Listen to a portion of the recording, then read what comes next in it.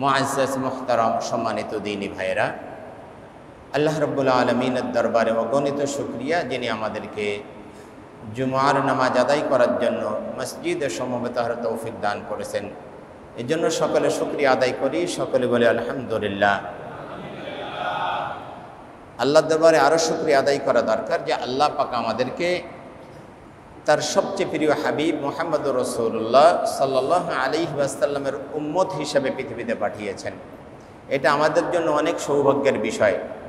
এই জন্য আমরা আল্লাহর দরবারে শুকরিয়া আদায় করি, সকলে বলে আলহামদুলিল্লাহ। কারণ বিশ্বনবী সাল্লাল্লাহু আলাইহি ওয়াসাল্লাম হলেন সৃষ্টির শ্রেষ্ঠ। আল্লাহ পাক স্রষ্টা, আর সব কিছু তার সৃষ্টি। সৃষ্টির মধ্যে সবার উপরে যার সম্মান, তিনি হলেন আপনার নবী, আমার নবী, বিশ্বনবী মুহাম্মদুর রাসূলুল্লাহ সাল্লাল্লাহু আলাইহি ওয়াসাল্লাম। এই জন্য আল্লাহ পাক এই নবীর উম্মতদেরকেও শ্রেষ্ঠত্ব দান করেছেন। হ্যাঁ, এই নবীর উম্মতদেরকেও কি করেছেন? আল্লাহ শ্রেষ্ঠত্ব দান করেছেন। আল্লাহর হাবিব সার জন্য বলছেন যে ইন্নাল্লাহ তাআলা ফাদ্দালানি আলাল আম্বিয়া। আল্লাহ রাব্বুল আলামিন সমস্ত নবীদের উপরে আমাকে শ্রেষ্ঠত্ব দান করেছেন। ওয়াফাদ্দালা উম্মতি আলাল উমাম, এবং অন্যান্য সমস্ত নবীর উম্মতদের মধ্যে আমার উম্মতকে আল্লাহ পাক শ্রেষ্ঠত্ব দান করেছেন। সুবহানাল্লাহ। এই জন্য আমরা বড় সৌভাগ্যবান, বিনা অ্যাপ্লিকেশনে, বিনা আবেদনে আল্লাহ পাক আপনাকে আমাকে শেষ নবীর উম্মত হিসেবে পৃথিবীতে পাঠিয়েছেন। সৌভাগ্যের বিষয়। এই ব্যাপারে আল্লাহ কোরআনুল কারীমের মধ্যে বলছেন কুনতুম খায়রা উম্মাহ, তোমরা শ্রেষ্ঠ জাতি। এই জাতিকে, এই উম্মতে মুহাম্মাদিকে আল্লাহ লক্ষ্য করে বলছেন কুনতুম খায়রা উম্মাহ, তোমরা এই শ্রেষ্ঠ জাতি। উখরিজাত লিন্নাস, মানুষের কল্যাণের জন্য তোমাদেরকে নির্বাচন করা হয়েছে, নির্বাচিত করা হয়েছে, চয়ন করা হয়েছে। তা'মুরুনা বিল মা'রুফ ওয়া তানহাউনা আনিল মুনকার, তোমাদের দায়িত্ব হলো মানুষকে সৎ কাজের আদেশ করবে, অসৎ কাজ থেকে মানুষকে নিষেধ করবে, বিরত রাখবে। সৎ কাজের আদেশ যখন আপনি মানুষকে করতে যাবেন, আগে আপনাকে নিজেকে সৎ হতে হবে। হ্যাঁ, আর অসৎ কাজ থেকে, নিষিদ্ধ কাজ থেকে যখন মানুষকে আপনি নিষেধ করবেন, তো আগে আপনাকে ওই কাজ থেকে নিজেকে বিরত থাকতে হবে। এজন্য নিজে ভালো মানুষ হয়ে যাবেন, আর অপর মানুষকেও ভালো মানুষ করার জন্য আপনার চেষ্টা থাকতে হবে। আল্লাহ পাক এই কাজগুলি আমাদেরকে করার তৌফিক দান করুন। সম্মানিত দ্বীনী ভাইয়েরা, আমরা আলোচনা করতেছিলাম প্রিয় নবী মুহাম্মদুর রাসূলুল্লাহ সাল্লাল্লাহু আলাইহি ওয়াসাল্লামের বিভিন্ন দিক এবং বিষয় নিয়ে। আজকে আমরা আলোচনা করব বিশ্বনবী সাল্লাল্লাহু আলাইহি ওয়াসাল্লামের মর্যাদা নিয়ে। তার মর্যাদা কত বেশি ছিল। আসলে তার মর্যাদা আলোচনার এমনই একটি বিষয় যে আলোচনা শুরু করা যাবে তো শেষ করা যাবে না, এমন একটি বিষয়। আল্লাহ পাক তাকে এত বেশি মর্যাদাবান করেছেন। এই জন্য তার মর্যাদা আসলে আমরা প্রকৃত মর্যাদা আমরা আলোচনা করে শেষ করতে পারবো না। এই জন্য ফার্সি কবি আল্লামা শেখ সাদি রহমতুল্লাহ আলাইহি চমৎকার একটা কথা বলেছেন। তিনি বলছেন লা ইমকিনু সানাউ কামা কানা হাক্কাহু বা'দা যুদা বুজুরগতি কিসসা মুখতাসার। তিনি বলছেন, হে রাসূল, লা ইমকিনু সানাউ কামা কানা হাক্কাহু, রাসূলের প্রশংসা, যথার্থভাবে প্রশংসা করা আমাদের দ্বারা সম্ভব নয়, আমরা পারবো না। তবে এতটুকু বলা যায় বা'দা যুদা বুজুরগতি কিসসা মুখতাসার, এতটুকু সংক্ষেপে আমি বলবো। ফার্সি কবি শেখ সাদি বলছেন যে আল্লাহর পরেই যার স্থান তিনি হলেন মুহাম্মদুর রাসূলুল্লাহ সাল্লাল্লাহু আলাইহি ওয়াসাল্লাম। আল্লাহর পরেই যার সম্মান, তিনি কে? মুহাম্মদুর রাসূলুল্লাহ সাল্লাল্লাহু আলাইহি ওয়াসাল্লাম। আর আমি বলি এই কথা যে আল্লাহ পাক স্রষ্টা, আর সব কিছু তার সৃষ্টি। সৃষ্টি জগতের মধ্যে সবার উপরে যার সম্মান, তিনি হলেন মুহাম্মদুর রাসূলুল্লাহ সাল্লাল্লাহু আলাইহি ওয়াসাল্লাম। আল্লাহ পাক সূরা বনী ইসরাঈলের 55 নম্বর আয়াতে বলছেন, কি বলছেন? ওয়ালাকাদ ফাজ্জালনা বা'দান নাবিয়্যিনা আলা বা'দ ওয়া আতাইনা দাউদা যাবুরা। দেখুন, সৃষ্টি জগতের মধ্যে সবার উপরে সম্মান হলো মানুষের। কার সম্মান? সৃষ্টি জগতের মধ্যে সবার উপরে মানুষের সম্মান আল্লাহ দিয়েছেন। বলছেন ওয়ালাকাদ কাররামনা বানি আদম, আমি বনি আদমকে সবার উপরে সম্মানিত করেছি। এই আদম সন্তানদের মধ্যে, মানুষদের মধ্যে আবার শ্রেষ্ঠ হলেন নবীগণ। কারা? নবীগণ। নবীগণের মধ্যে শ্রেষ্ঠ হলেন মুহাম্মদুর রাসূলুল্লাহ সাল্লাল্লাহু আলাইহি ওয়াসাল্লাম। এই জন্য সৃষ্টি জগতের সবার উপরে যার সম্মান তিনি কে? মুহাম্মদুর রাসূলুল্লাহ সাল্লাল্লাহু আলাইহি ওয়াসাল্লাম, যিনি আপনার নবী, আমার নবী। আল্লাহ পাক সূরা বনী ইসরাঈলের 55 নম্বর আয়াতে সেজন্য বলছেন, ওয়ালাকাদ ফাদ্দালনা বা'দান নাবিয়্যিনা আলা বা'দ। আমি কোন কোন নবীকে কোন কোন নবীর উপরে প্রাধান্য দিয়েছি, ফজিলত বেশি দান করেছি। হ্যাঁ, এক একজনকে এক এক ধরনের ফজিলত দেওয়া হয়েছে, শ্রেষ্ঠত্ব দান করা হয়েছে। সমস্ত নবীকে যত ফজিলত দান করা হয়েছে এই সবগুলিকে মুহাম্মদুর রাসূলুল্লাহ সাল্লাল্লাহু আলাইহি ওয়াসাল্লামকে দেওয়া হয়েছে, তার সম্মানকে সবার উপরে দেওয়া হয়েছে। বলছেন ওয়ালাকাদ ফাদ্দালনা বা'দান নাবিয়্যিনা আলা বা'দ ওয়া আতাইনা দাউদা যাবুরা। আমি দাউদকে জাবুর দান করেছি। এজন্য এক এক নবীকে এক এক ফজিলত দেওয়া হয়েছে। আল্লাহ পাক এই ব্যাপারে সূরাত আলে ইমরানের মধ্যে বলছেন, 3 পারার প্রথম আয়াত, আল্লাহ বলছেন তিলকা রুসুল ফাদ্দালনা বা'দাহুম আলা বা'দ। ওই নবীগণ যাদের একজনের উপরে আমি আরেকজনকে শ্রেষ্ঠত্ব দান করেছি বিভিন্ন দিক থেকে।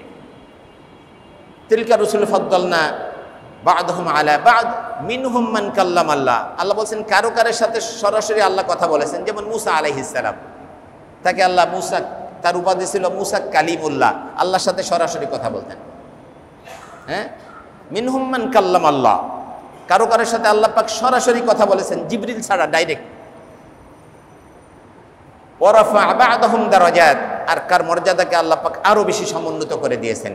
এখানে সমস্ত মুফাসসিরিনে কেরাম বলেছেন যে এই যে কারোর কারো মর্যাদা আল্লাহ পাক আরো সম্মানিত করে দিয়েছেন, এটা হলেন বিশ্বনবী মুহাম্মদুর রাসূলুল্লাহ সাল্লাল্লাহু আলাইহি ওয়াসাল্লাম।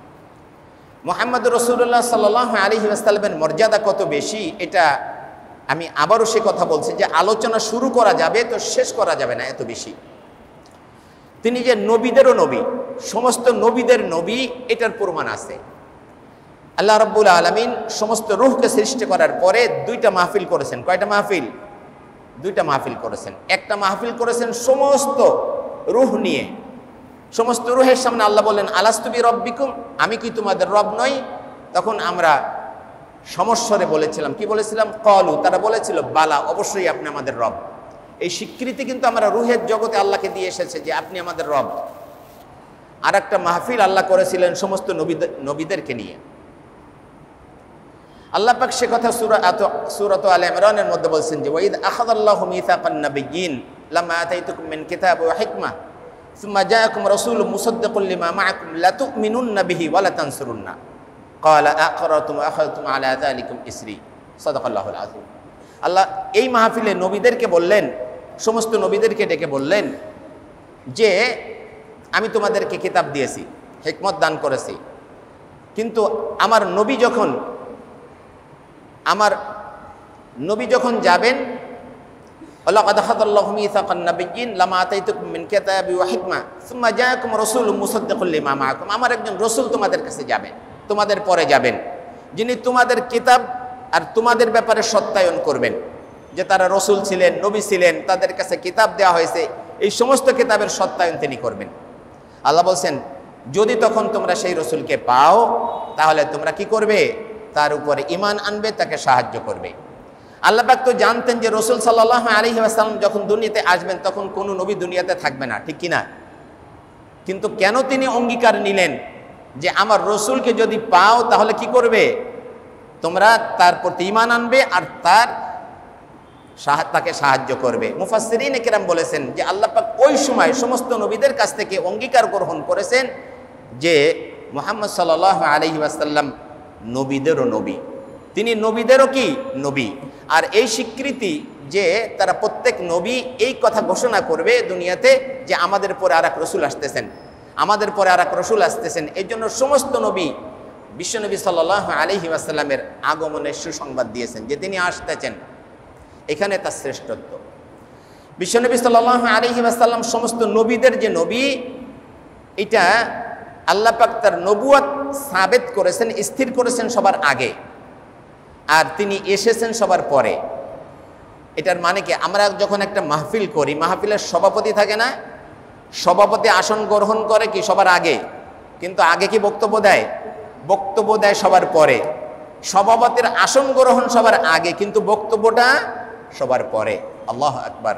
বিশ্বনবী সাল্লাল্লাহু আলাইহি ওয়াসাল্লামের নবুয়ত এটা সাবেত হয়েছে, স্থির হয়েছে, আল্লাহ নির্ধারণ করেছেন সবার আগে, কিন্তু বিশ্বনবী সাল্লাল্লাহু আলাইহি ওয়াসাল্লামের বক্তব্য হলো সবার শেষে। তারপরে আর কোনো নবী পৃথিবীতে আসবে না। তিনি হলেন নবীদের কি সভাপতি, সমস্ত নবীদেরও তিনি সভাপতি। তাকে বলা হয় সাইয়্যিদুল মুরসালিন। বিশ্বনবী সাল্লাল্লাহু আলাইহি ওয়াসাল্লাম যখন মেরাজে যান, আপনারা জানেন এই ঘটনা, যখন তিনি মেরাজে যান তখন বাইতুল মাকদাসে যখন পৌঁছিলেন, হাদিসে আসছে বিশ্বনবী সাল্লাল্লাহু আলাইহি ওয়াসাল্লাম বলেন যে সেখানে যে দেখলাম যে অসংখ্য মানুষ সেখানে উপস্থিত, কেউ নামাজ পড়তেছে, রুকু করতেছে, সিজদা করতেছে, দাঁড়িয়ে আছে। বলেন যে আমাকে উজুর পানি দেওয়া হলো, আমি উজু করে বাইতুল মাকদাসে প্রবেশ করলাম। তো সবাই কাতার দিয়ে দাঁড়িয়ে গেল, নামাজ পড়তে হবে। কে নামাজ পড়াবে? জিবরিল আমিন আমাকে হাত ধরে নিয়ে ইমামতের জায়গায় দাঁড় করিয়ে দিলেন। আমার ইমামতিতে সকলে নামাজ পড়ল। এরপরে জিবরিল আমিন বললেন, ইয়া রাসূলুল্লাহ, আপনি কি জানেন যে কারা আপনার পেছনে আজকে নামাজ পড়েছে? বলে না। কারা? বলে দুনিয়াতে যত নবী রাসূল এসেছিলেন, আপনার পূর্বের দুনিয়াতে যত নবী রাসূল এসেছিলেন সকলে আজকে আপনার ইমামতিতে আপনার পিছনে নামাজ আদায় করেছেন। এই জন্য বলা হয় বিশ্বনবী সাল্লাল্লাহু আলাইহি ওয়াসাল্লামকে বলা হয় ইমামুল মুরসালিন। সমস্ত নবীদেরও তিনি ইমাম, সমস্ত নবীদের তিনি নবী, সমস্ত নবীদের তিনি সভাপতি। আল্লাহু আকবার। মুহাম্মদুর রাসূলুল্লাহ সাল্লাল্লাহু আলাইহি ওয়াসাল্লামের মর্যাদা হলো এরকম। আপনারা যদি দেখেন কোরআনুল কারিমে আল্লাহ রাসূল সাল্লাল্লাহু আলাইহি ওয়াসাল্লাম নাম ধরে কখনো ডাকা হয় নাই, কোথাও ডাকা হয় না। আল্লাহ পাক কখনো তার হাবিবকে নাম ধরে ডাকেন নাই, বিভিন্ন উপনামে ডেকেছেন। ইয়া আইয়ুহাল মুযাম্মিল, ইয়া আইয়ুহাল মুদ্দাসসির, ইয়াসিন, তাহা, বিভিন্ন উপনামে তিনি ডেকেছেন, নাম ধরে কখনো ডাকেন নাই। অথচ অন্যান্য নবীদেরকে তিনি নাম ধরে ডেকেছেন। বলছেন ইয়া আদম উসকুন আনতা ওয়া যাওজুকাল জান্নাহ, হে আদম তুমি এবং তোমার স্ত্রী জান্নাতে বসবাস করো। বলছেন ইয়া নূহ, ক্বালা ইয়া নূহ ইন্নাহু লাইসা মিন আহলিক। হ্যাঁ, সূরা হুদের মধ্যে বলছেন ক্বালা ইয়া নূহ ইন্নাহু লাইসা মিন আহলিক। আল্লাহ বলছেন হে নূহ, এই কেনান তোমার পরিবারের অন্তর্ভুক্ত নয়, কেনান তোমার পরিবারের অন্তর্ভুক্ত নয়। কেনান যখন ডুবে যায় তখন নূহ আলাইহিস সালাম বলছেন আল্লাহ আপনি তো বলেছিলেন আমার পরিবারের যারা তাদেরকে আপনি বাঁচাবেন, তাদেরকে আপনি রক্ষা করবেন, আমার সন্তান সে তো আমার পরিবারভুক্ত, সে তো ডুবে যাচ্ছে। আল্লাহ ডাক দিয়ে বললেন ক্বালা ইয়া নূহ ইন্নাহু লাইসা মিন আহলিক ইন্নাহু আমালুন গায়রু সালিহ। হে নূহ, সে তোমার সন্তান হতে পারে কিন্তু সে আসলে তোমার পরিবারভুক্ত নয়, সে ইন্নাহু আমালুন গায়রু সালিহ, সে ভালো কাজ করে না, সুতরাং সে তোমার পরিবারভুক্ত নয়, সে খারাপ কাজের সাথে জড়িত, এই জন্য সে তোমার পরিবারভুক্ত নয়। এভাবে আল্লাহ পাক ইব্রাহিম আলাইহিস সালামকে ডাক দিয়ে বললেন ইয়া ইব্রাহিম আ'রিদ আন হাদা। এভাবে আল্লাহ পাক মুসা আলাইহিস সালামকে ডাক দিয়ে বললেন যে ইয়া মুসা, ঈসা আলাইহিস সালামকে ডাক দিয়ে বললেন ক্বালা ইয়া ঈসা ইবনে মারইয়াম। এভাবে আল্লাহ পাক কোরআনুল কারিমে বিভিন্ন নবীদেরকে নাম ধরে ডেকেছেন, কিন্তু আল্লাহ পাক একবারও তার হাবিবকে নাম ধরে ডাকেন নাই। কোরআনুল কারিমে 4 জায়গায় আপনারা পাবেন মুহাম্মদ শব্দ। কয় জায়গায়? 4 জায়গায় পাবেন মুহাম্মদ শব্দ এসেছে। একবারও আল্লাহর হাবিবের ডাকার জন্য আসে নাই, বরং আল্লাহর হাবিবের পরিচয় করে দেওয়ার জন্য এসেছে। আল্লাহ পাক সূরা আলে ইমরানের মধ্যে বলছেন ওয়ামা মুহাম্মাদুন ইল্লা রাসূল ক্বাদ খালাত মিন ক্বাবলিহির রাসূল। মুহাম্মদ সাল্লাল্লাহু আলাইহি ওয়াসাল্লাম শুধু একজন রাসূল, তোমরা তাকে আল্লাহ বা আল্লাহর সমকক্ষ মনে করো না, তিনি একজন রাসূল এবং পূর্বে আরো অনেক রাসূল অতিবাহিত হয়ে গিয়েছেন, এই পরিচয় এখানে দেয়া হয়েছে। এরপরে যদি দেখেন সূরাতুল আহজাবের মধ্যে আল্লাহ বলছেন মা কানা মুহাম্মাদুন আবা আহাদিম মির রিজালিকুম ওয়ালাকিন রাসূলুল্লাহি ওয়া খাতামান নাবিয়্যিন। মুহাম্মদ সাল্লাল্লাহু আলাইহি ওয়াসাল্লাম কোন পুরুষের পিতা নন। মা কানা মুহাম্মাদুন আবা আহাদিম মির রিজালিকুম ওয়ালাকিন রাসূলুল্লাহ, বরং তিনি আল্লাহর রাসূল, ওয়া খাতামান নাবিয়্যিন, এবং তিনি শেষ নবী। শেষ নবী। একটা কথা মনে রাখবেন, সমস্ত রাসূল নবীও রাসূলও, কিন্তু সমস্ত নবী রাসূল নন। রসুল হলেন তারা যাদের কাছে কিতাব এসেছে, নতুন শরীয়ত এসেছে, তাদেরকে রসুল বলা হয়। আর নবী হলেন তারা যারা পূর্বেকার রসুলের শরীয়তকে তারা প্রচার করেছেন।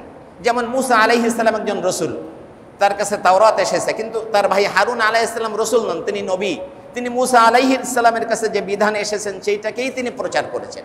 কথা বোঝা গেছে? আল্লাহ রাব্বুল আলামিন এখানে বলছেন মুহাম্মদ সাল্লাল্লাহু আলাইহি ওয়াসাল্লাম আল্লাহর রাসূল এবং তিনি শেষ নবী। তার মানে যারা তারপরে আর কোনো নবীও আসবে না, রসুলও আসবে না, নবীও আসবে না, রসুল তো আসবেই না, কোনো নবীও আসবে না। এই জন্য যারা তারপরে নবুয়ত দাবি করেছে তারা সবাই ভণ্ড, মিথ্যাবাদী। কথা বোঝা গেছে?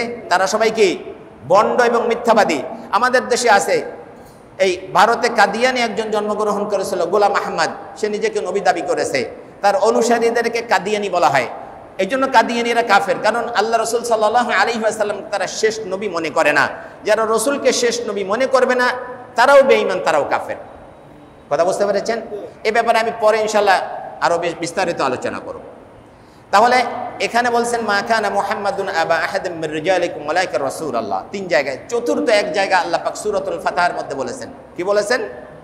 মুহাম্মাদুর রাসূলুল্লাহ ওয়াল্লাযীনা মাআহু আশিদ্দাউ আলাল কুফফারি রুহামাউ বাইনাহুম তারাহুম রুকআন সুজদা। এখানে আল্লাহ রাব্বুল আলামিন মুহাম্মদ সাল্লাল্লাহু আলাইহি ওয়াসাল্লাম এবং তার সাহাবীদের কিছু পরিচয় তুলে ধরেছেন, যে মুহাম্মদ সাল্লাল্লাহু আলাইহি ওয়াসাল্লাম আল্লাহ রসুল, তার সাহাবীরা ইত্যাদি ইত্যাদি। তাহলে মুহাম্মদ সাল্লাল্লাহু আলাইহি ওয়াসাল্লামকে আল্লাহ পাক কখনো নাম ধরে ডাকেন নাই। অন্যান্য নবীদেরকে কিন্তু আল্লাহ নাম ধরে ডেকেছেন। এতটা মর্যাদা আল্লাহ তাকে দিয়েছেন, এতটা ভালোবাসা দিয়েছেন, বিভিন্ন উপনামে তিনি ডাকতেন। আপনার সন্তান যাকে আপনি খুব বেশি আদর করেন তাকে আপনি অন্য নামে, উপনামে ডাকবেন। দেখা যায় যে তাকে আপনি আব্বু বলতেছেন, আম্মু বলতেছেন, নাম ধরে খুব একটা ডাকা হয় না, ঠিক কি না? আল্লাহ রাব্বুল আলামিনও তার প্রিয় হাবিবকে, প্রিয় হাবিব যাকে সবচেয়ে বেশি ভালোবাসতেন, সবচেয়ে বেশি মর্যাদা দিয়েছেন, তিনি কখনো নাম ধরে ডাকেন নাই, বিভিন্ন উপনামে ডেকেছেন। বিশ্বনবী সাল্লাল্লাহু আলাইহি ওয়াসাল্লামের মর্যাদাটা হলো এমন, অন্যান্য নবীদেরকে আল্লাহ পাক এক এক জায়গায় ডেকে কিতাব দিয়েছেন। যেমন মূসা আলাইহিস সালামকে বলেছেন তুমি তুর পাহাড়ে আসো আর তোমার জাতির জন্য কিতাব নিয়ে যাও। কোহে তুরে আসো, তুর পাহাড় যেটা মিশরে অবস্থিত, বলছেন তুর পাহাড়ে আসো আর তোমার জাতির জন্য কিতাব নিয়ে যাও। মূসা আলাইহিস সালাম তুর পাহাড়ে গেলেন, আল্লাহ পাক তার জাতি ইহুদিদের জন্য কিতাব দিলেন। কি কিতাব দিলেন? তাওরাত, এটা দিলেন। ঈসা আলাইহিস সালামকে আল্লাহ পাক ডাকলেন যে তুমি মাকামে খাসে আসো আর তোমার জাতির জন্য কিতাব নিয়ে যাও। ঈসা আলাইহিস সালাম সেখানে গেলেন আর তার জাতি ইহুদি মানে খ্রিস্টানদের জন্য আল্লাহ পাক কি করলেন? ইনজিল কিতাব দান করলেন। কিন্তু মুহাম্মদ সাল্লাল্লাহু আলাইহি ওয়াসাল্লামকে এই কথা বলেন নাই তুমি ওই জায়গায় আসো আর কিতাব নিয়ে যাও, বরং আল্লাহ রাব্বুল আলামিন জিবরিল আমিনকে বললেন আমার হাবিব যেখানে থাকে সেখানে তুমি যাও আর কিতাব অবতীর্ণ করো। আমার হাবিব যদি মক্কায় থাকে তাহলে তুমি মক্কায় যাও, আমার হাবিব যদি মদিনায় থাকে তাহলে জিবরিলকে বলছেন তুমি মদিনায় যাও, আমার হাবিব যদি বাইতুল্লাহতে থাকে তুমি বাইতুল্লাহতে যাও, আমার হাবিব যদি খন্দকে থাকে খন্দকে যাও, আমার হাবিব যদি বদরে থাকে তাহলে তুমি বদরে যাও, আমার হাবিব যদি হুদাইবিয়া থাকে তুমি হুদাইবিয়া যাও। আমার হাবিব যেখানে যাবে জিবরিলকে বলছেন তুমি সেখানে যাওয়ার তার কাছে কোরআন অবতীর্ণ করো। আল্লাহু আকবার। আল্লাহর হাবিবকে কথা বলেন নাই তুমি এখানে আসো আর কিতাব নিয়ে যাও। আল্লাহু আকবার। আল্লাহ রাব্বুল আলামিন তার হাবিবকে এভাবে মর্যাদা দান করেছেন। বিশ্বনবী সাল্লাল্লাহু আলাইহি ওয়াসাল্লামের মর্যাদা এত বেশি আল্লাহ দিয়েছেন যেটা আসলে আলোচনা করে শেষ করা যাবে না। আমরা যদি দেখি কিয়ামতের ময়দানেও আল্লাহ রাব্বুল আলামিন তার হাবিবকে কেমন মর্যাদা দান করবেন। আল্লাহ রাসূল সাল্লাল্লাহু আলাইহি ওয়াসাল্লাম বলেন আনা সাইয়্যিদু ওয়ালদি আদম, আমি আদম সন্তানের মধ্যে আমি শ্রেষ্ঠ। আল্লাহ পাক আমাকে সাইয়্যিদ বানিয়েছেন, নেতা বানিয়েছেন। সমস্ত আদম সন্তানের উপর আল্লাহ পাক আমাকে নেতৃত্ব দিয়েছেন, আমাকে নেতা বানিয়েছেন। এবং কিয়ামতের ময়দানে আমরা সেটা দেখব যে প্রশংসার একটা পতাকা থাকবে কিয়ামতের ময়দানে, একমাত্র রাসূল পাক সাল্লাল্লাহু আলাইহি ওয়াসাল্লামের হাতে সেই পতাকা থাকবে।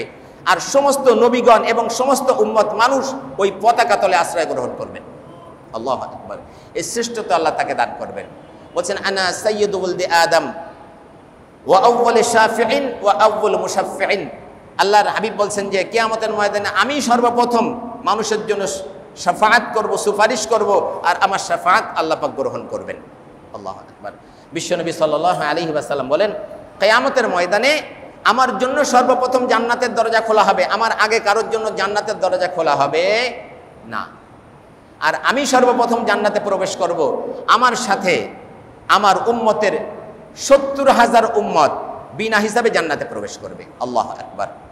এখানেই শেষ নয়, শুধু ৭০,০০০ নয়।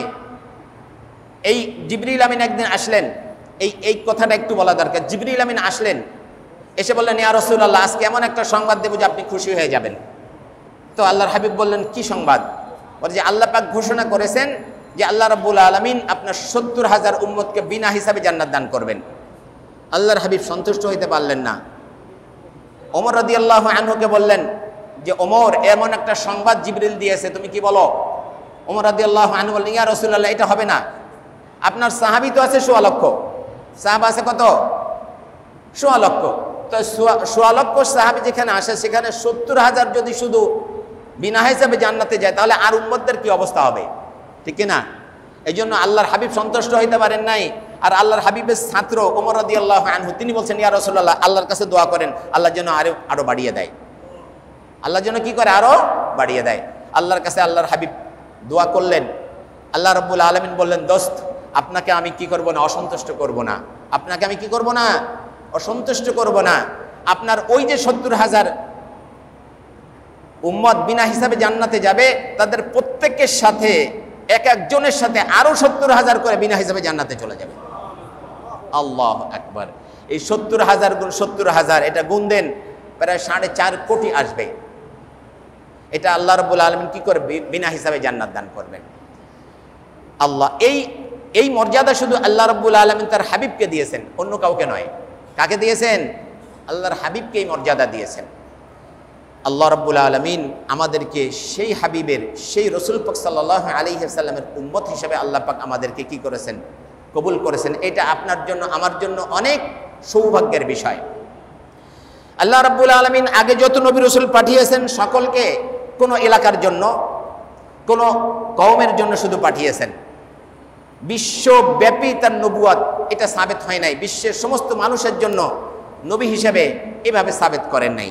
এই জন্য সমস্ত নবীগণ এভাবে দাওয়াত দিয়েছেন, ইয়া কওমি ইবুদুল্লাহ, হে আমার কওম, আল্লাহর ইবাদত করো। ইয়া কওমি ইবুদুল্লাহ মা লাকুম মিন ইলাহিন গায়রু। সমস্ত নবী দাওয়াত দিয়েছেন। এটা হলো সমস্ত নবীদের সেন্ট্রাল দাওয়াত, সেন্ট্রাল মেসেজ। ইয়া কওমি ইবুদুল্লাহ মা লাকুম মিন ইলাহিন গায়রু, হে আমার জাতি, আল্লাহ ছাড়া অন্য কারো ইবাদত তোমরা করবে না। উবুদুল্লাহ, তোমরা আল্লাহর ইবাদত করো। মা লাকুম মিন ইলাহিন গায়রু, তিনি ব্যতীত সত্য কোনো ইলাহ নাই। আর যত ইলাহ তোমরা দেখছো, এগুলো সব মিথ্যা। এভাবে সমস্ত নবী দাওয়াত দিয়েছেন। কিন্তু বিশ্বনবী সাল্লাল্লাহু আলাইহি ওয়াসাল্লাম এ কথা বলেন নাই। বিশ্বনবী সাল্লাল্লাহু আলাইহি ওয়াসাল্লাম বলছেন, কুল ইয়া আইয়ুহান নাস ইন্নী রাসূলুল্লাহি ইলাইকুম জামিআ। কুল, আল্লাহ বলছেন, হে রাসূল, আপনি জানিয়ে দিন, আমার সমস্ত মানব জাতিকে আপনি জানিয়ে দিন, আপনি কিয়ামত পর্যন্ত আগত সমস্ত মানুষকে এই কথা জানিয়ে দিন। কুল, হে রাসূল, আপনি বলুন, ইন্নী রাসূলুল্লাহি ইলাইকুম জামিআ ইয়া আইয়ুহান নাস, হে মানব সম্প্রদায়। এখানে শুধু কোনো কওম বলেন নাই, হে আমার জাতি বলেছেন। ইয়া আইয়ুহান নাস, হে মানব সম্প্রদায়, ইন্নী রাসূলুল্লাহি ইলাইকুম জামিআ, আমি তোমাদের সকলের জন্য রাসূল হিসাবে প্রেরিত হয়েছি। এই জন্য তাকে বিশ্বনবী বলা হয়। কি বলা হয়? বিশ্বনবী। সমগ্র মানুষের জন্য তিনি নবী। তিনি কোনো এলাকার জন্য নন, তিনি কোনো দেশের জন্য খাস নন, তিনি শুধু আরবের জন্য নয়, তিনি শুধু এশিয়ার জন্য নয়, তিনি সমগ্র পৃথিবীর মানব জাতির জন্য তিনি নবী। এটা হলো তার শ্রেষ্ঠত্ব। আল্লাহু আকবার। অন্যান্য নবীগণ যেগুলো আল্লাহর কাছে দোয়া করে তারপরে চাইতেন, আল্লাহ পাক দোয়া করার কারণে তাদেরকে দিয়েছেন। বিশ্বনবী সাল্লাল্লাহু আলাইহি ওয়াসাল্লাম মনে মনে শুধু সেগুলো কামনা করতেন, আর আল্লাহ পাক সেটা বাস্তবায়ন করে দিতেন। মনে মনে কামনা করতেন। এই বারবার আপনি আসা যাওয়া করছেন কেন? ব্যাপার বিশ্বনবী সাল্লাল্লাহু আলাইহি ওয়াসাল্লাম মনে মনে কামনা করতেন, আর আল্লাহ পাক সেটা কি করতেন? পূরণ করে দিতেন। আল্লাহ রাব্বুল আলামিন তার হাবিবকে এইভাবে মর্যাদা দান করেছেন, ভালোবেসেছেন। আমরা যদি দেখি, মেরাজে আল্লাহর হাবিব গিয়েছিলেন, মেরাজে আরশে আজিমে, তাই না? সমস্ত নবীর দিদার হয়েছে দুনিয়াতে, দিদার হয়েছে। যেমন মুসা আলাইহিস সালামের দিদার হয়েছে কোথায়? তুর পাহাড়ে। হ্যাঁ, তারপরে ইউনুস আলাইহিস সালামের দিদার হয়েছে কোথায়? মাছের পেটে। এভাবে এক এক নবীর এক এক জায়গায় দিদার হয়েছে। কিন্তু বিশ্বনবী সাল্লাল্লাহু আলাইহি ওয়াসাল্লামের দিদার হয়েছে কোথায়? আরশে আজিমে, যেখানে আর কারোর যাওয়ার কোনো অনুমতি ছিল না, কেউ কখনো যাইতে পারে নাই, এমনকি জিবরিল আমিনও সেখানে যেতে পারে নাই। আল্লাহু আকবার। একমাত্র এন্ট্রেন্স হয়েছে বিশ্বনবী মুহাম্মদ রাসূলুল্লাহ সাল্লাল্লাহু আলাইহি ওয়াসাল্লামের। আল্লাহু আকবার। বিশ্বনবী সাল্লাল্লাহু আলাইহি ওয়াসাল্লামের দাদা ইন্তেকাল করলেন। বিশ্বনবী সাল্লাল্লাহু আলাইহি ওয়াসাল্লামের চাচা, যিনি তাকে 42 বছর লালন পালন করেছেন, তিনি ইন্তেকাল করে গেলেন ওই বছর। এরপরে আম্মা জান আয়েশা রাদিয়াল্লাহু আনহা ইন্তেকাল করে গেলেন। এরপরে তিনি তায়েফে দাওয়াত দিতে গেলেন, তায়েফবাসী প্রচণ্ডভাবে আল্লাহর হাবিবকে প্রহার করলেন। এই জন্য এই বছরকে আমুল হুজুন বলা হয়, দুঃখের বছর। আল্লাহর হাবিব অনেক মনোকষ্ট ছিলেন। আল্লাহর হাবিবের মনোকষ্ট দূর করার জন্য আল্লাহ পাক জিবরিল আমিনকে পাঠালেন বুরাক দিয়ে, যে যাও আমার হাবিবকে আমার কাছে নিয়ে আসো। আল্লাহু আকবার। এই জন্য বিশ্বনবী সাল্লাল্লাহু আলাইহি ওয়াসাল্লামকে নিয়ে গেলেন কোথায়? একেবারে আরশে আজিমে। আল্লাহ বলছেন ফাকানা কাবা কাউসাইনি আও আদনা। আল্লাহর এত নিকটে চলে গেলেন যে ধনুকটা টান দিলে দুই মাথা যত কাছে আসে, অথবা বলা হয়েছে এইভাবে তাফসীরের মধ্যে যেটা এসেছে যে আরবরা যখন কারোর সাথে শত্রুতা করত, তাহলে একজন আরেকজনের দিকে ধনুক সোজা করে ধরত। কথা বোঝা গেছে? আর যখন তার সাথে মিত্রতা করত, তখন ধনুকের সুতা, দুইটা সুতা দুইজনের সাথে লাগাই দিত। মানে ধনুকের যে দিক দিয়ে তীর বের হয় ওই দিকটা নিজের দিকে রাখতো, আর দুইটা সুতা একজনের সাথে আর একজন লাগাই দিত। এটাকে বলা হয় কাবা কাউসাইন। এটা কি বলা হয়? কাবা কাউসাইন। আল্লাহ বলছেন ফাকানা কাবা কাউসাইন আও আদনা। দুইটা ধনুক যেমন কাছাকাছি চলে আসে, আল্লাহর হাবিব আল্লাহর এর চেয়েও নিকটে চলে গিয়েছিলেন। আল্লাহু আকবার। এই মর্যাদা অন্য কাউকে দান করা হয় নাই, শুধু আপনার নবী, আমার নবী, বিশ্বনবী মুহাম্মদুর রাসূলুল্লাহ সাল্লাল্লাহু আলাইহি ওয়াসাল্লামকে দান করা হয়েছে। এখন বিশ্বনবী যে সেখানে গিয়েছিলেন, সেই জায়গাটা কত দূরে। আর আল্লাহ পাক বলছেন ওয়া মা আরসালনাকা ইল্লা রাহমাতাল লিল আলামিন। হে রাসূল, আপনাকে আমি জগৎসমূহের রহমত হিসেবে প্রেরণ করেছি। আল্লাহ হলেন রব্বুল আলামিন। মর্যাদাটা দেখেন, আল্লাহ হলেন রব্বুল আলামিন, জগৎসমূহের রব। আলম মানে হলো জগৎ। যেমন পৃথিবীকে কে বলা হয়? আলম বলা হয়। আলম মানে কি? একটা জগৎ। আর আলামিন মানে হলো এটার বহু বচন, জগৎ সমূহ। জগৎ সমূহ বলতে কি বোঝায়? আল্লাহর যত সৃষ্টি আছে সব কিছুকে বোঝায়। এই সৃষ্টি কত দূর, আল্লাহ রাব্বুল আলামিনের সৃষ্টি যত দূর, আল্লাহ রাব্বুল আলামিনের রাজত্ব যত দূর, যত দূরের জন্য আল্লাহ রব, তত দূরের জন্য বিশ্বনবী রহমত। আল্লাহু আকবার। রব কাকে বলে? আমি আগে পরে আপনাদের সামনে বলেছি। রব হলো চারটি বৈশিষ্ট্য অবশ্যই তার মধ্যে থাকতে হয় কমপক্ষে। একটা হলো ক্রিয়েটর, সাস্টেইনার, প্রোটেক্টর, ওনার। ক্রিয়েটর যিনি স্রষ্টা, সৃষ্টি করেছেন। সাস্টেইনার যিনি এটাকে লালন পালন করছেন, প্রতিনিয়ত লালন করতেছেন। আমরা দেখি বা না দেখি সব কিছুকে তিনি লালন করছেন। যেমন আপনাকে আমাকে লালন পালন করছেন, আপনি আমিও লালন পালন করি। আপনার যদি একটা অ্যাকুরিয়াম থাকে, সেখানে মাছকে খাবার দিতে হয়, আপনি হয়তো নিয়মিত দিতে পারছেন না, প্রতিদিন দিতে পারেন না।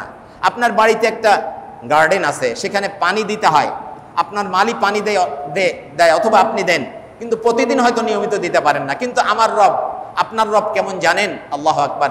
আটলান্টিক মহাসাগরের নিচে পাহাড় আছে, ওই পাহাড়ের গায়ে গাছ আছে, ওই গাছের পাতায় ছোট্ট ছোট্ট কীট পতঙ্গ হেঁটে বেড়ায়, ওইটারও যথাসময়ে খাবারের ব্যবস্থা আল্লাহ করে দেন। আল্লাহু আকবার। জঙ্গলে বিশাল বিশাল প্রাণী আছে, তাদের খাবারের ব্যবস্থা কে করেন? এই সব লালন পালনের দায়িত্ব কে নিয়েছেন? আল্লাহ।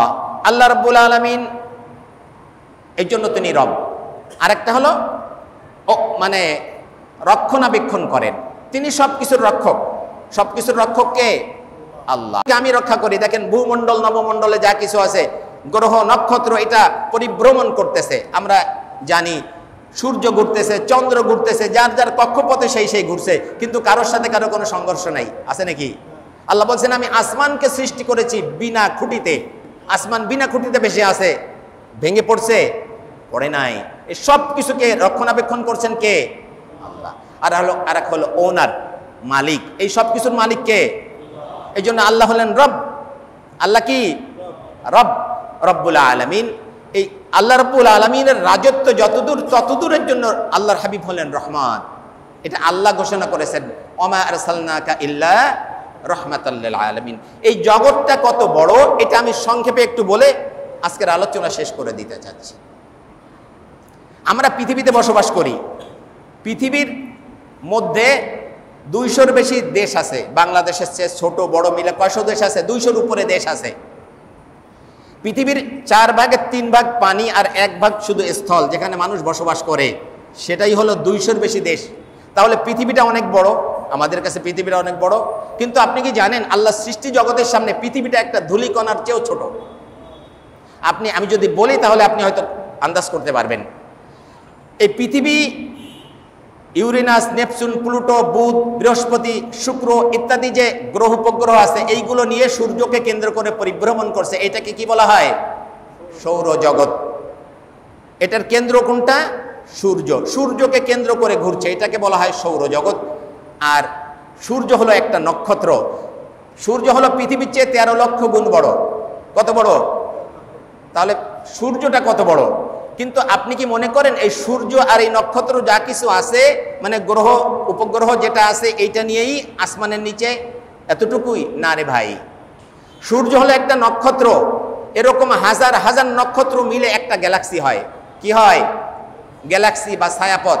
ইংরেজিতে গ্যালাক্সি বলে, আরবিতে কি বলা হয়, বাংলায় কি বলা হয়? ছায়াপথ বলে। আর আরবিতে এগুলিকে বলা হয়েছে বুরুজ। কি বলা হয়েছে? বুরুজ। এখন এক একটা গ্যালাক্সিতে কতটা করে নক্ষত্র আছে? সূর্যের মতো।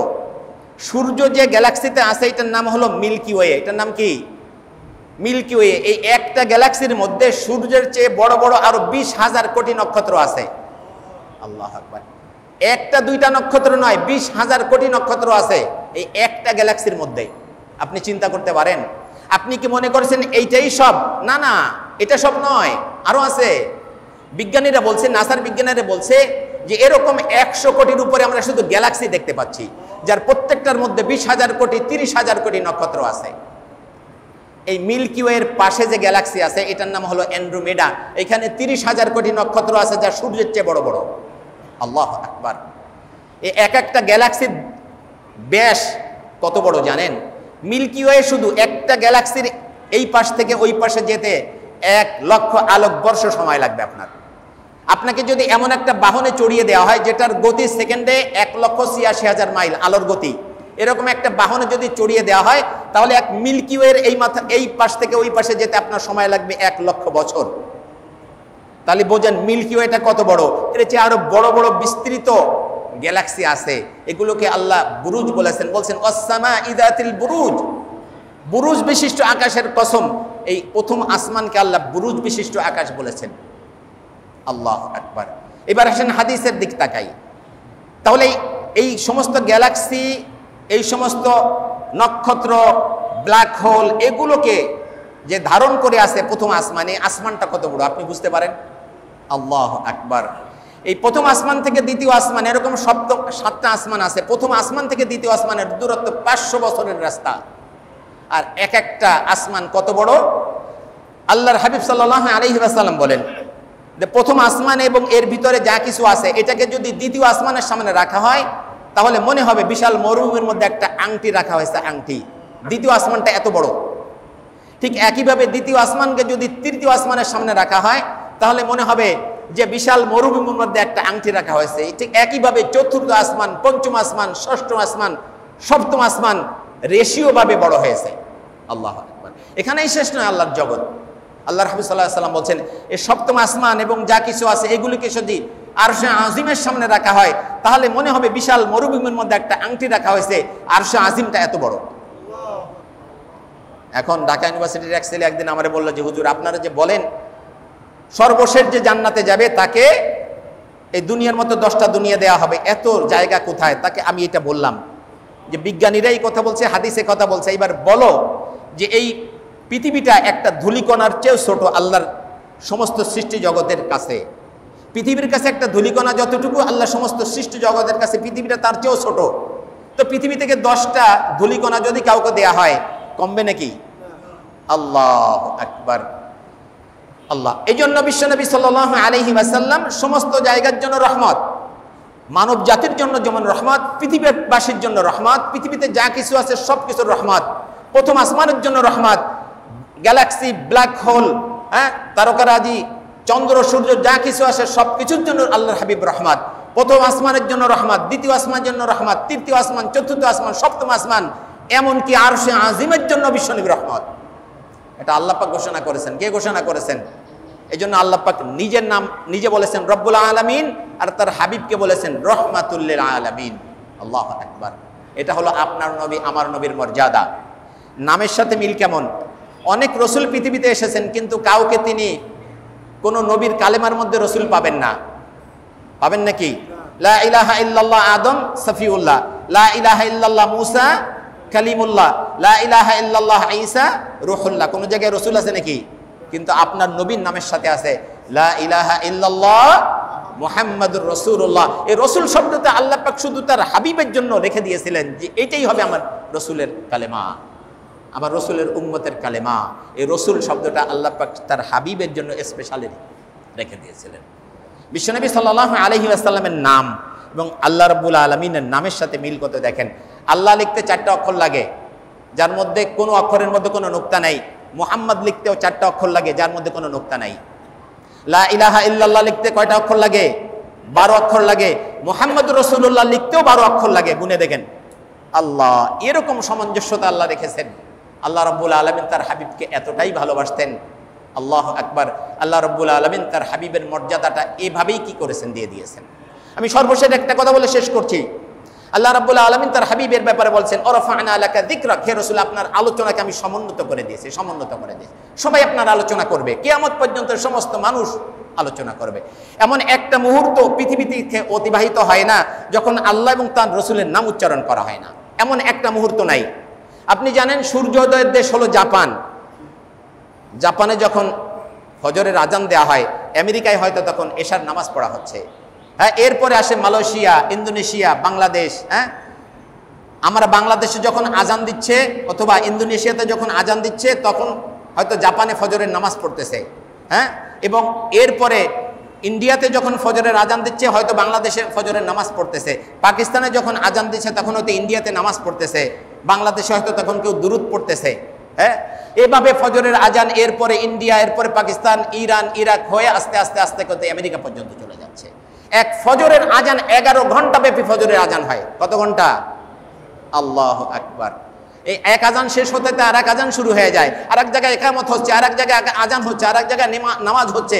সমস্ত জায়গায় আল্লাহর হাবিব আছেন কিনা? হ্যাঁ, আশহাদু আন্না মুহাম্মাদুর রাসূলুল্লাহ, আশহাদু আন্না মুহাম্মাদুর রাসূলুল্লাহ আছে কিনা? নামাজের মধ্যে আছে কিনা? নামাজের শেষে দুরূদ শরীফ পড়তে হয়। বলা হয়েছে কোনো দোয়া, কোনো ইবাদত কবুল হয় না যদি দুরূদ শরীফ না পড়া হয়। এটা আসমান এবং জমিনের মধ্যে ঝুলতে থাকে। যখন দুরূদ শরীফ পড়া হয় তখন আল্লাহ এটা কবুল করেন। আল্লাহু আকবার।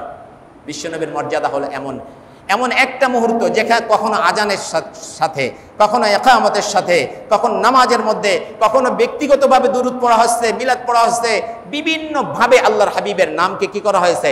উচ্চারণ করা হচ্ছে। এজন্য আল্লাহ বলছেন, ওয়ারাফা'না লাকা যিকরাক, ওয়ারাফা'না লাকা যিকরাক, হে রাসূল আপনার আলোচনাকে আমি সমুন্নত করে দিয়েছি, সমুন্নত করে দিয়েছি। আল্লাহু আকবার, সুবহানাল্লাহ। আপনি সেই নবীর উম্মত। আল্লাহ পাক আপনাকে শ্রেষ্ঠ বলেছেন, কুনতুম খায়রা উম্মাহ, তুমি হলে শ্রেষ্ঠ জাতি, তোমরাই হলে শ্রেষ্ঠ জাতি। উখরিজাত লিন-নাস, মানুষের কল্যাণের জন্য তোমাকে নির্বাচন করা হয়েছে, চয়ন করা হয়েছে। তা'মুরুনা বিল মা'রুফ ওয়া তানহাউনা আনিল মুনকার, তোমার দায়িত্ব হলো মানুষকে সৎ কাজের আদেশ দিবে, অসৎ কাজে নিষেধ করবে। আপনাকে শুধু শ্রেষ্ঠত্ব দান করা হয়েছে, আপনি চুপ করে বসে থাকবেন এজন্য নয়। আপনার দায়িত্ব আছে ভালো কাজের আদেশ করবেন, খারাপ কাজ থেকে মানুষকে নিষেধ করবেন। আপনার যতটুকু ক্ষমতা আছে, পরিবারের উপর তো আপনার ক্ষমতা আছে, পরিবারের মধ্যে আপনি দাওয়াত দেন, তাদেরকে ভালো কাজের আদেশ করেন, খারাপ কাজ থেকে বিরত রাখেন। আপনি এখন নামাজ পড়ে বাসায় যাবেন, যদি দেখেন খারাপ কাজ হচ্ছে, টেলিভিশনে গান হচ্ছে, নাচ হচ্ছে, আপনি বন্ধ করে দেন। এই ক্ষমতা আপনার আছে কিনা? কথা বলেন না কেন? বন্ধ করে দেন। কেন এটা হতে দেবেন? একটা খারাপ কাজ আপনি কেন আপনার বাসায় হতে দেন? আপনার অধীনস্থ মহিলারা মানে নির্লজ্জের মতো চলাফেরা করবে, আপনি চুপ করে থাকবেন কেন? আপনি এটা বন্ধ করে দেন। তারা যদি নামাজ না পড়ে নামাজের আদেশ দেন, তারা যদি পর্দা না করে পর্দা করার আদেশ দেন। এগুলো করার ক্ষমতা তো আপনার আছে। তা'মুরুনা বিল মা'রুফ ওয়া তানহাউনা আনিল মুনকার, আপনার যতটুকু করার ক্ষমতা আছে আপনি ততটুকু করবেন। আল্লাহর কাছ থেকে কি পাবেন?